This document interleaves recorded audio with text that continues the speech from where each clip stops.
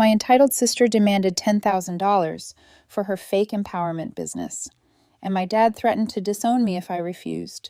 What followed turned into lawsuits, vandalism, and a restraining order, all because I finally said no. Hey, Reddit, longtime lurker here. I never thought I'd be one of those people posting a family story, but after what went down with my sister and the rest of my family, I honestly need to put this somewhere that isn't my lawyer's inbox. Let's just say when you spend your whole life being the responsible one, people start mistaking your silence for weakness. Big mistake on their part. Monday morning, nothing special.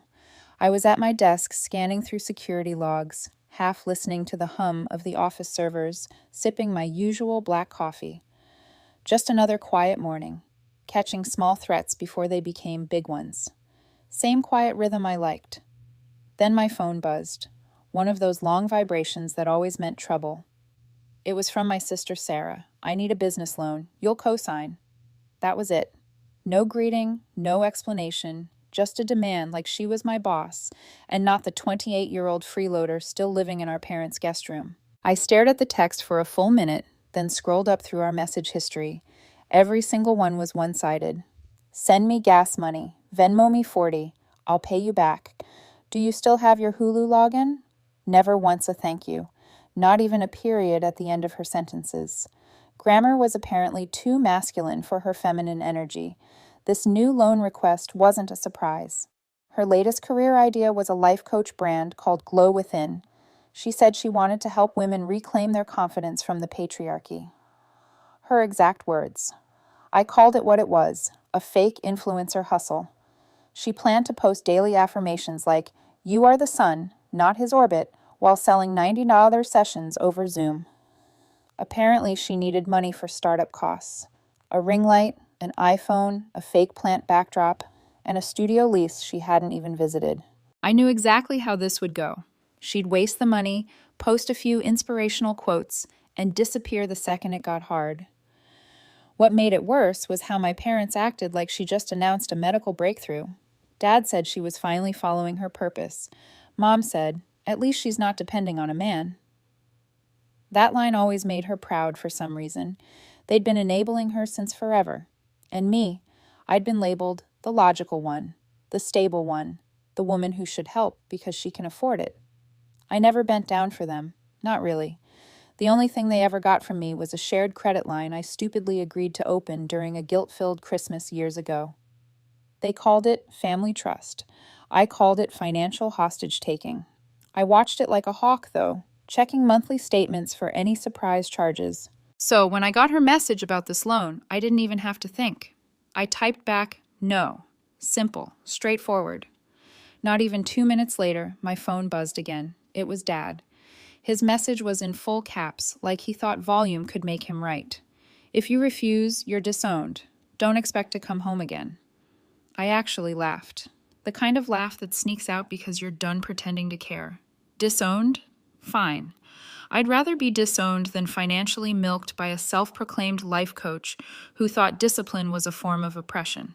I didn't text back, didn't even argue, just opened my laptop, logged into the bank account, and called customer service. The rep on the line greeted me cheerfully.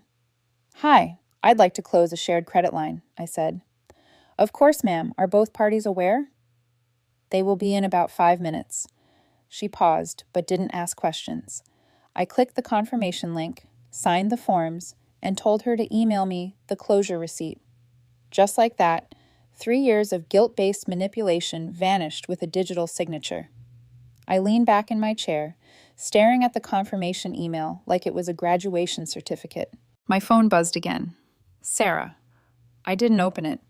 I could already picture her typing with her fake nails, telling me I had internalized misogyny for not funding her dream. That was her thing. Every time she didn't get what she wanted, it became a gender issue. You hate women, she'd say. No, I just hated stupidity dressed up as empowerment. By noon, I had a missed call list that could have filled a page. Mom twice, Dad 3 times, Sarah 7 times, one from an unknown number, probably her using someone else's phone. I didn't answer a single one. At 12:45, I finally sat back at my desk, finished my coffee, and refreshed my inbox. There it was. Confirmation. Shared credit line, successfully closed. I smiled. Not the smug kind, the relieved kind. The kind you get when you realize you've been standing in a storm for years and suddenly find an umbrella. I looked around my cubicle, monitors glowing with firewall alerts, the low hum of servers, coworkers focused on blocking phishing attempts, and thought, yeah, this feels right. No fireworks, no yelling, just quiet control. By 1 o'clock, Sarah's texts were already turning dramatic. You'll regret this. You just proved you hate women supporting women. You're part of the problem. I smirked, locked my phone, and said under my breath, finally part of the firewall. Then I turned back to my screen, watching a hacker get blocked in real time, and thought, same principle, just shutting down another intrusion attempt. I thought closing that account was the end of it. Turns out it was just the first lock on a door I didn't know she'd already picked. See, this wasn't the first time Sarah went nuclear over money or support. It's just the first time I didn't flinch. The truth is, this all started years ago, back when she was 20, and I'd already built a decent life. I had my own apartment, a steady paycheck, a career I actually worked for. She, on the other hand, was on her 5th new beginning. That year, she decided she was going to be an entrepreneur. Her idea, a business based on horoscopes, not reading them, selling them. She called it Star Path, and the plan was to make custom astrological life kits for people born under different signs. Each box would include a candle, a crystal, and a cheap printout from a horoscope website. She swore it was going to revolutionize self-awareness. My dad called it creative. My mom called it brave. I called it what it was, a scam with stickers. Thanksgiving rolled around not long after her big announcement. I wasn't planning on going. We hadn't spoken much since she'd called me a patriarchal realist for refusing to invest in StarPath. But Mom begged. It's just dinner, she said. Don't start anything. Fine, I went. Dinner started normal enough. Turkey, mashed potatoes, forced smiles. Sarah was dressed like a motivational speaker, wide-brimmed hat, too much eyeliner, and a shirt that said, "Align, don't define." She'd set up a little display on the table corner like an exhibit, candles, glitter jars, and zodiac cards printed off the internet. Dad asked her how StarPath was going. That was all it took. She went off about how she was manifesting abundance and how her clients, translation, 2 of Mom's friends, loved her ideas. Then she looked at me. But some people, she said, don't believe in anything, especially women who refuse to play small. Mom gave me that warning glance, the one that said, don't. I tried to stay quiet, I really did, but Sarah kept talking, explaining how my cold energy had always blocked her success. So I said it.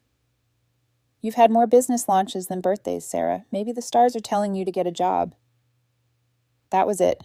She froze, plate in hand, eyes wide like she couldn't believe anyone had interrupted her TED Talk. Then she screamed, "You always ruin everything," and threw the plate. It missed by about 6 inches, but the gravy splattered across my shirt and blazer. The room went dead silent. Dad just stood there. Mom gasped. Sarah looked like she was daring me to react. I got up, walked to the kitchen, wiped my shirt off. Everyone thought I was leaving. I wasn't. I grabbed the scissors from the counter, walked back into the dining room, and stopped right beside her. She backed up. "What are you doing?" "Helping you realign your energy," I said, and cut a thick strand of her hair right in front of everyone. She screamed like I'd set her on fire. Mom jumped between us. Dad shouted my name. I just handed Sarah the scissors and said, "Now you match your business." Half done and falling apart. Then I walked upstairs. Her room looked like a shrine to fake motivation. Walls covered in those cheesy posters that said stuff like, "Rise and grind," and "Be the energy you want to attract." Shelves stacked with self-help books she never read, and empty vision boards full of magazine cutouts. Without thinking, I started cutting. Posters, note cards, all of it. Snip by snip, the sound was steady, almost peaceful. Sarah's crying downstairs turned into shrieks when she realized what I was doing. She ran up, pounding on the door, yelling, "You're insane! You have internalized misogyny. You always have." I didn't answer. I opened her window, tossed out a handful of shredded posters, and said, "Happy Thanksgiving, Sarah. Time to grow up." By the time I got downstairs, Mom was crying. Dad was yelling about respect and self-control, and Sarah was clutching her chopped hair like it was evidence for a crime. I said nothing, just grabbed my jacket and keys. Mom blocked the door, saying, "You can't just leave after that." "Sure I can," I said. "You'll forgive her by morning anyway." Then I walked out. The air outside was cold enough to sting. I sat in my car, watching the lights from the dining room flicker through the curtains. Nobody came out. Not Mom, not Dad, not even to tell me to cool off. I remember staring at my reflection in the rearview mirror, gravy stain on my collar, hair sticking up, hands still shaking a little, and thinking how weird it felt to be the only sane person in a house full of people who swore I was the problem. I didn't go back for Christmas that year or the year after. Every holiday text from Mom started with, "She's better now, just come home," and ended with, "Don't make it about money." Money. It always came back to that. That Thanksgiving wasn't just a fight. It was training for what was coming. Every time Sarah failed at something, she'd twist it into my fault. Every time I said no, I became the villain in her self-help narrative. So when I closed that credit line years later, I knew what was coming next. Not peace, not silence, retaliation. Because people like Sarah didn't lose. They rewrote the story until they did. The next morning, after closing the shared credit line, my phone looked like it had survived a war. 36 missed calls, 22 unread messages, and one group chat exploding with notifications. I didn't even need to open it to know what was coming. Mom's first message said, "She's finally chasing her dream. You're crushing her confidence." Dream, right? A brand called Glow Within wasn't a dream. It was a Canva logo and a ring light away from a midlife crisis. Then came Sarah's posts. I checked her page just out of curiosity. Her Instagram stories were a full-on self-pity marathon. Videos of her fake crying with captions like, "Toxic relatives can't stop divine feminine success." She even used a hashtag, #rise above masculine energy. In one clip, she sat cross-legged on her bed, holding a crystal and saying, "When people try to block your light, just remember they fear your glow." The comments were all her friends hyping her up. "Preach, queen. Women thrive when haters leave." It would have been funny if my phone wasn't still buzzing nonstop. Dad texted next. "You've embarrassed the family. She's finally doing something with her life and you're sabotaging it." I didn't answer. I knew better than to argue with a man who thought a YouTube channel counted as a business license. By 10 a.m., my cousin Luke texted, "You've got to see this. She's on Facebook Live." I opened the link. Sarah was sitting in front of a tapestry that said, "Unapologetically, me." She had a mug labeled Boss Babe and was announcing the official launch of Glow Within Mindset Coaching for Women. She said it like she was cutting a ribbon at a Fortune 500 grand opening. The logo was clearly made in Canva. There was a typo in her slogan, "Helping women find their inner glow," and she was offering energy coaching sessions for $150 each. I almost choked on my coffee. "Clients are already signing up," she bragged. "Glow Within is about to change the world." Luke texted again. Her only client so far is Aunt Patty. Perfect.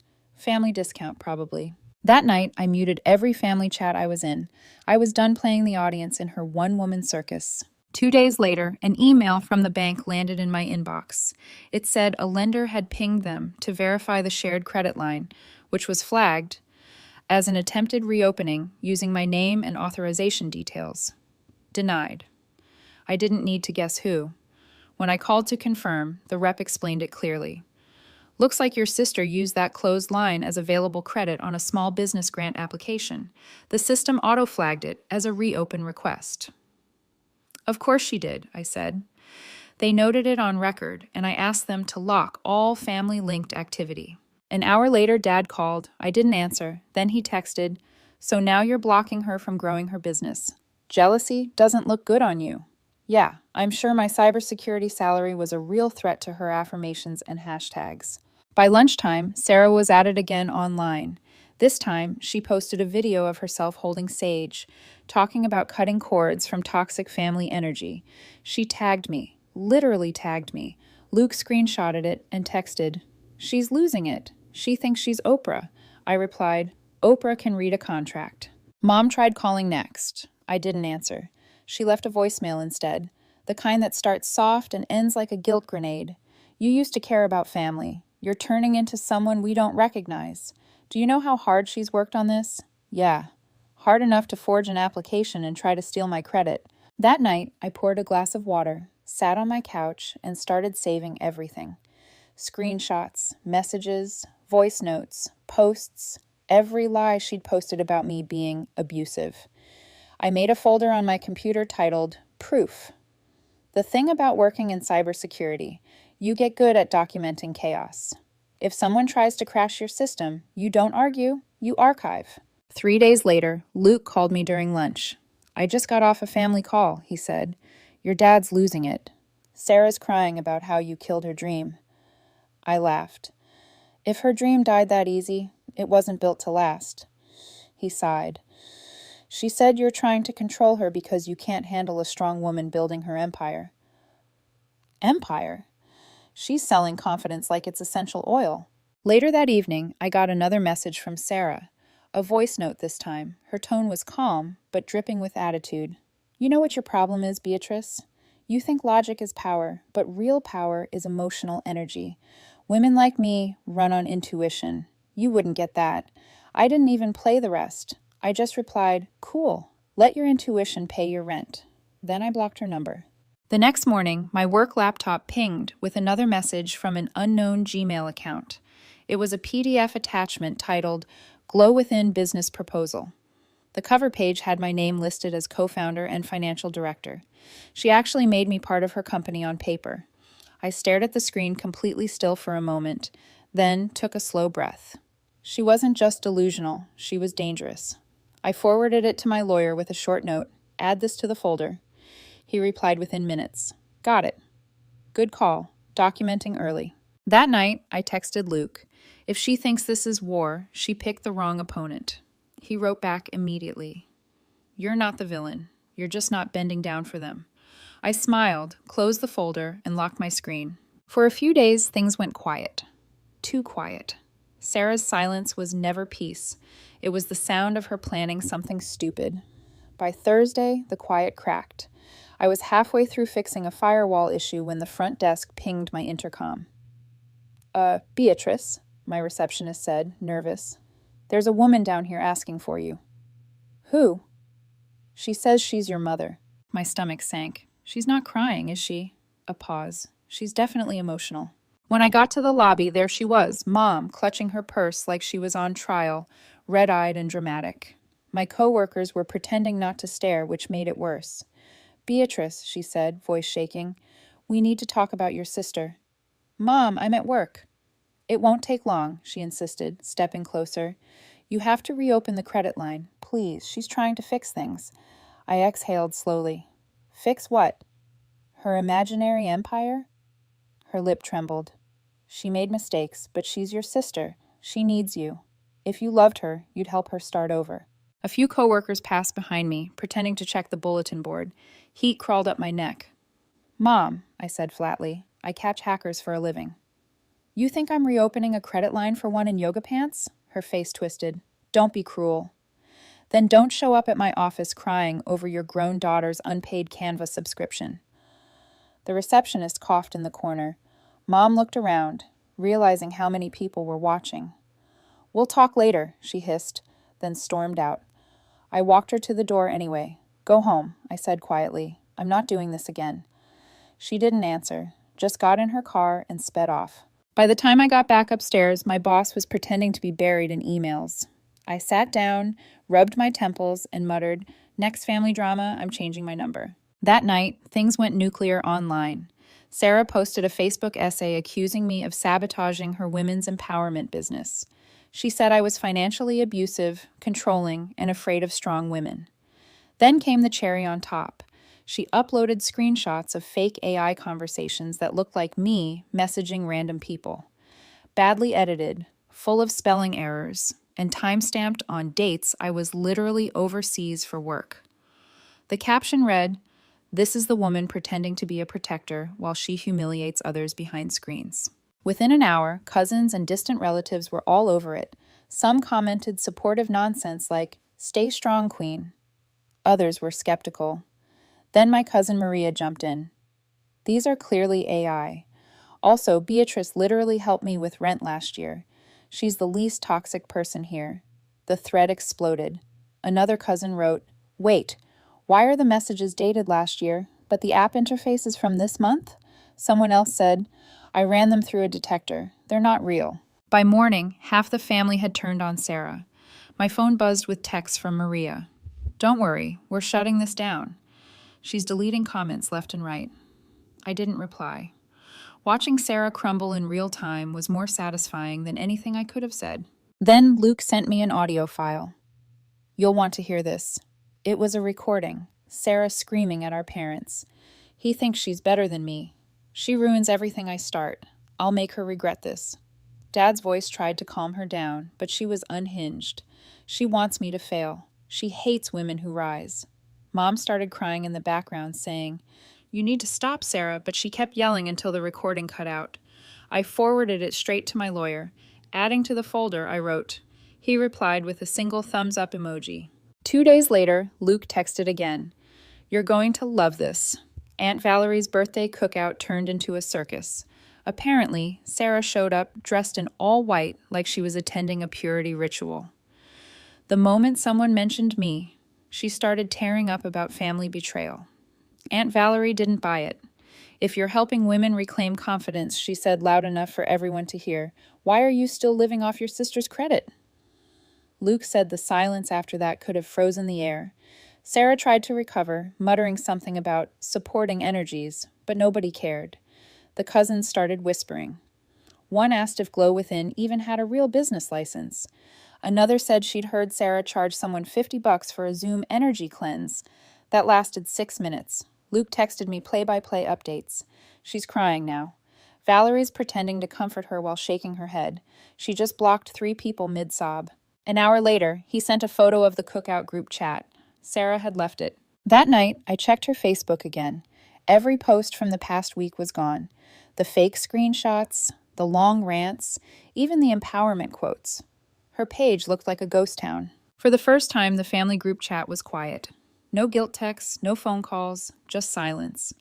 I realized I didn't even need to fight back. She'd do it for me every single time.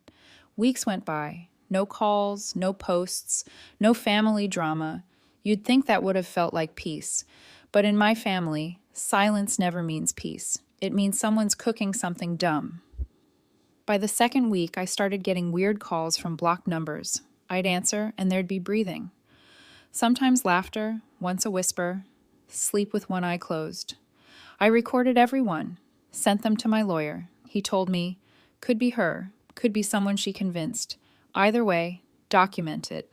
Then came the DMs, fake accounts, all freshly made, messaging things like, "You can't stop divine feminine energy." I'd block one, 3 more would pop up. I didn't even have to check the grammar to know it was Sarah. 3 days later, something new showed up in my mailbox.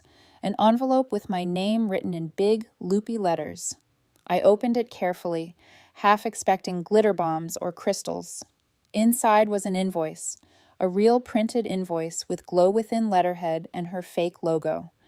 The paper claimed I owed her $7,860. The note at the bottom read, "Compensation for emotional and business losses caused by your interference.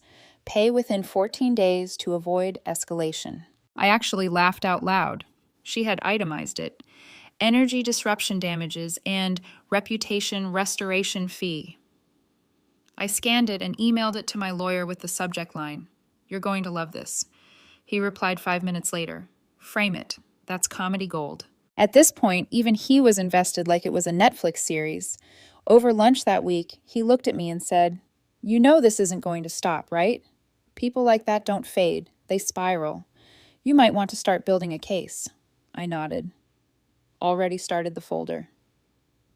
"Good," he said, cutting his burger in half. "Because if she ever crosses into property or defamation again, you'll want everything ready." I thought he was being cautious. I didn't realize he was predicting the next act. The next morning, I got an email from a rental company, East Bay Media Supplies. The subject line said, Regarding your business reference for Miss Sarah Brooks, I froze. I hadn't given anyone a reference for her. The email read, "We're confirming your endorsement for Glow Within Studios. Thank you for verifying the account." Attached was a rental agreement, lighting kits, cameras, microphones, nearly $4,000 worth of gear. And there it was, my name listed under financial reference. Beatrice Brooks, cosigner, verified. She'd used my name again. I called the company directly. "Hi, yeah, I never signed that reference," I told the rep. "In fact, that woman is using my name without consent. You might want to verify her ID before releasing anything." The guy sighed. "You're the third person to call about her this month." "Then you already know what to do," I said. He chuckled. "Thanks for the heads up, ma'am." 15 minutes later, the rental was canceled. No damage done. That was when I realized this wasn't just manipulation anymore. She was testing limits. So I tested mine. There was one thing I'd left untouched all this time. The car. A used Mitsubishi I'd bought for Dad a couple of years ago when his knees started acting up. It was under my name, fully paid for, and technically mine. When Dad stopped driving, Sarah started using it temporarily. That was 2 years ago. She trashed it too. Dent on the side, bumper scuffed, cigarette burns in the seat. But she loved pretending it was hers. I made a call to a towing service I'd worked with before. "Hey, I need a pickup. Address, my parents' house. Vehicle, gray 2013 Mitsubishi. Registered to me." The guy said, "We can be there in 30. I said, "Make it 20. By the time the tow truck arrived, Sarah was home. She ran outside barefoot, waving her phone like it was a weapon. "That's my car," she yelled at the driver. He pointed at the paperwork, registered to a Beatrice Brooks. She turned red. "She bought it for Dad." "Then she can give it back to him," the driver said. I watched the whole thing through the security cameras I'd installed at my parents' place. They'd asked me to set them up when a neighbor's car got broken into. Watching her lose it in real time felt like poetic justice. She called me 20 times in an hour. I didn't answer a single one. Then the text started. "You're pathetic. I needed that car for business deliveries." Deliveries? She sold motivation, not merchandise. When she hit text number 20, I replied with one photo. The Mitsubishi parked neatly inside my garage. Caption: "If you needed it that bad, you should have bought it." No response. For once, actual silence. She'd built her whole life around manipulating everyone into submission. But for once, she'd met someone she couldn't twist. Someone who wasn't scared to cut the cord completely. And I had a feeling she wasn't going to take that quietly. I was right. 3 days later, I got an anonymous email. No subject line, no name, just a short message that said, "I saw what she's trying to do. You deserve to hear this." Attached was an audio file. I hesitated for a second, scanned it for malware, old habit from my cybersecurity job, then pressed play. The first voice was Sarah's, laughing. "She thinks she's so smart," she said between giggles, "like she's untouchable." A second voice chimed in. "Didn't she cut you off financially?" Sarah snorted. "For now. But my parents always cave. She'll be back once Mom starts crying again. She can't handle being the bad guy. I've got that whole family wrapped around my finger. They're too dumb to see it." Her friends laughed. Then she said something that made my skin crawl. "Even my cousin Luke. I tell him just enough truth so he thinks I'm changing. He's not smart enough to realize I just need him to spy for me." I paused the recording and stared at the screen. That wasn't just arrogance. It was strategy. She wasn't chaotic anymore. She was calculated. The recording was perfectly legal. We live in a one-party consent state, and Luke had recorded his own call with her. The email had a second note at the bottom. "Thought you should know what's really being said behind your back." No signature, but I had a feeling it came from someone close to her circle. Maybe one of those friends who'd finally realized what a monster she was. I forwarded the email to my lawyer and Luke with the subject line, "Proof of manipulation audio." Luke called me 10 minutes later. "She actually said that about me?" "Word for word," I said. He was quiet for a second, then, "All right, time to let the whole family hear it."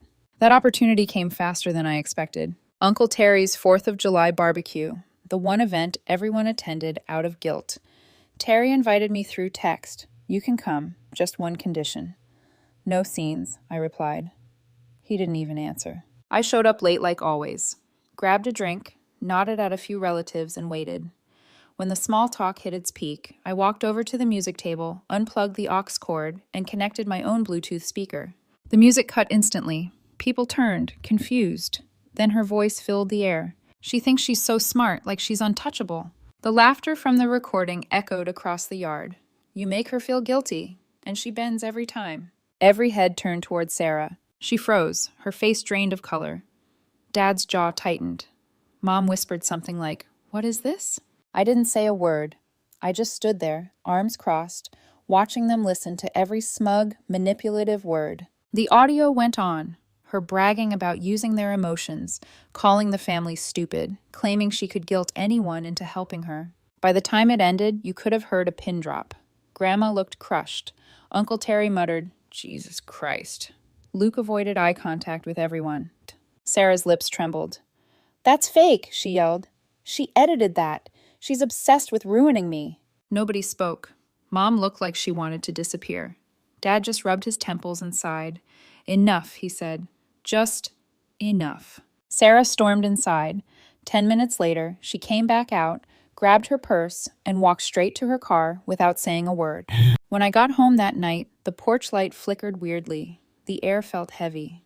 Still, I parked in the driveway, grabbed my bag, and froze halfway to the door. The glass window next to my front door was shattered, jagged pieces glittering across the porch, and spray painted across the door in giant red letters was one word: hater. The paint was fresh, the smell sharp. I stepped closer, jaw tightening. No noise, no movement, just the sound of the wind through broken glass. I didn't call the police immediately. I just stood there, staring at the red letters dripping down my front door until one drop hit the porch light and flickered out. For a long minute, I said nothing, didn't move, didn't even breathe much. Then I grabbed my phone, called the cops, handed them the footage, and filed the report. She'd gone off the deep end. And this time, she wasn't just playing the victim. She was declaring war. I went inside, shut the door, and pulled up the security camera feed from my phone. The timestamp said 12:47 a.m. The footage was crystal clear. There she was, Sarah, hood up, spray can in hand, pacing in my driveway like she owned it.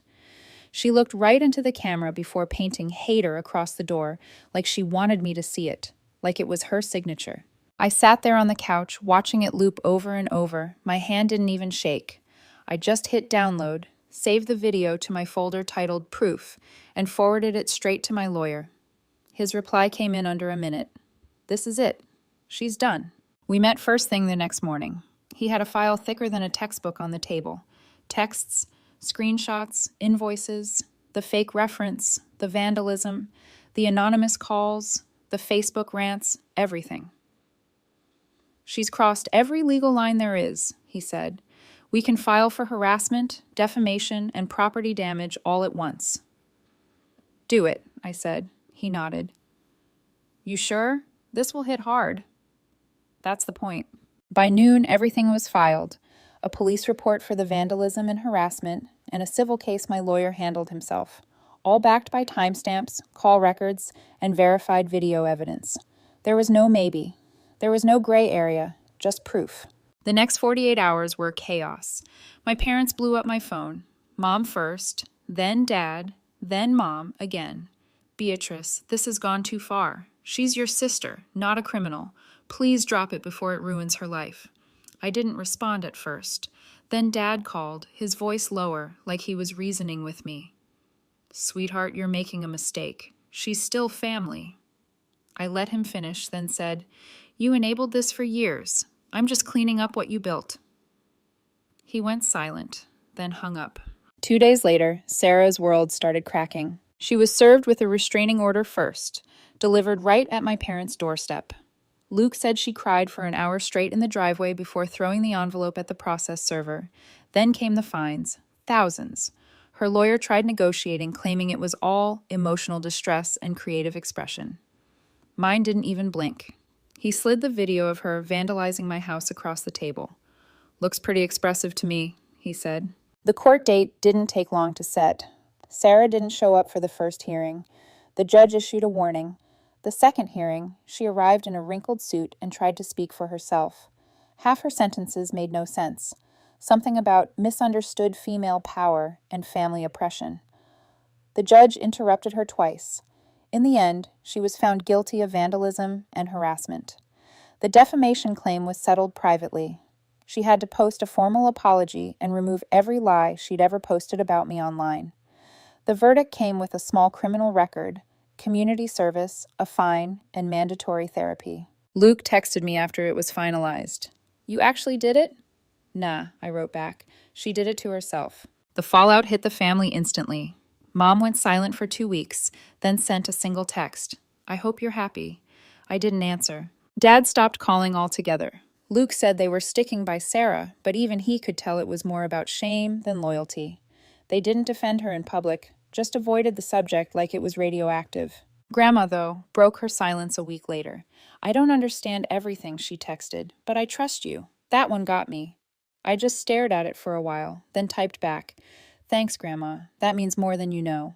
Months passed. No drama, no blocked calls, no fake DMs, just quiet. For the first time in years, life felt like it was mine again. I fixed the front window myself, repainted the door. New locks, new alarm system, and a front yard that finally looked normal again. Even the word hater was gone, covered and forgotten. Luke started coming by more often. We'd grill on weekends, sit in the backyard, talk about work, laugh about stupid things that had nothing to do with family chaos. He once joked, "You should write a book, Surviving the Glow Within Cult." I told him I'd title it How to Block Family and Sleep Great. He nearly spit his drink out. We didn't talk about Sarah much. There was nothing left to say. She'd made her bed, and this time nobody was fluffing the pillows for her. Then one afternoon it happened. I was grabbing groceries after work, just a normal day, earbuds in, mind on autopilot, when I saw her, Sarah. She was behind the counter at a small grocery store near the entrance, wearing a name tag, hair tied back, no makeup, no boss babe energy, just tired. She saw me before I saw her.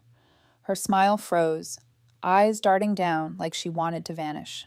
The restraining order wasn't a stay away, just a no contact and no harassment clause.